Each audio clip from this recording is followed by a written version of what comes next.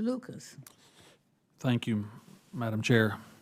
Dr. Morrison, I'd like to first thank Boston University for its cooperation during the committee's investigation last year.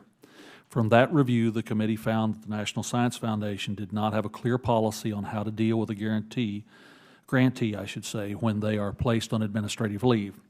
So I have a two-part question for you. One, could you please share how this lack of guidance from NSF tied Boston University's hands in taking actions in that case? And then once you've done that, follow up, please, with do you feel that the NSF's updated grant policies have clarified the process? Two parts.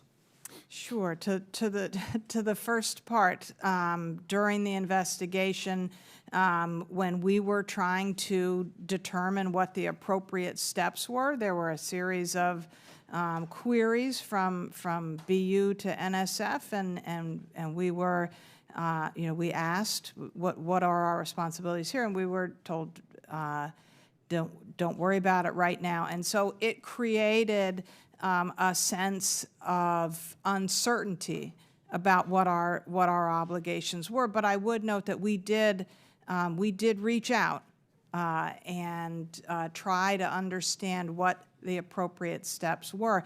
What I think was most valuable about it is it really revealed that neither we nor NSF knew what the right steps were to take, because there's a lot on the line in a situation like this. While we want to ensure that we are holding individuals who have engaged in gender-based harassment or sexual harassment accountable, we also feel very strongly about the importance of due process.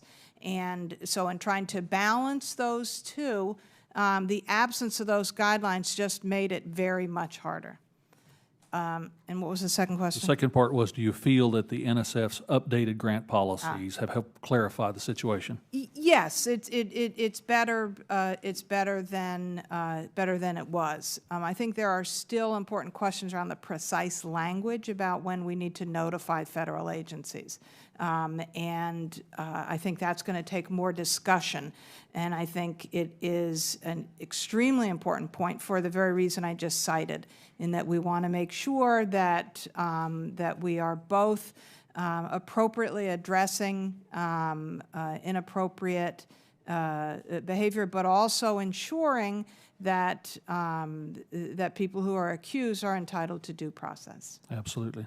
Mr. Newman, from GAO's initial findings, what inconsistencies have you found in sexual harassment policies for grantees across the 5 federal agencies that GAO is examining? Yeah, I think the main inconsistency we saw is there were some agencies like NASA and NIH and NSF that had, very detailed policies. They had manuals for grantees, they had best practice documents, and others just had general policy statements that didn't specifically address grantees and their responsibilities. I think that was the most significant difference. So in the process of what you're doing now, and since time has passed briefly, have there been steps taken to coordinate across agencies to develop a uniform federal policy? Well, certainly the agencies are collaborating. As I mentioned in my statement, they collaborate through the Department of Justice's STEM working group, and they also take on some individual collaboration with each other. But that's an area that we want to look at a little more closely, because we believe that there could be additional steps they could take to better collaborate and share information.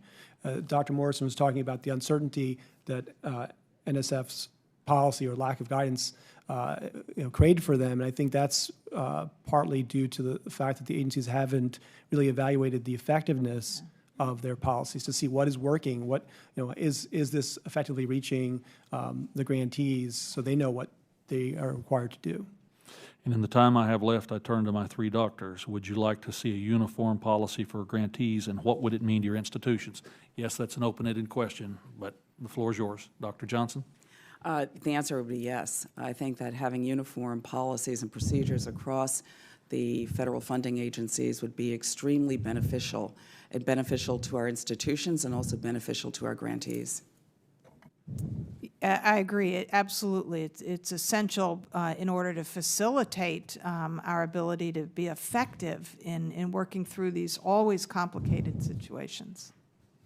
And we concur. Having a uniform policy across all federal agencies would reduce potential errors. In addition, many faculty investigators receive funding from multiple sources, and so we would ostensibly otherwise be faced with the possibility of trying to apply different standards to the same individual. So we would welcome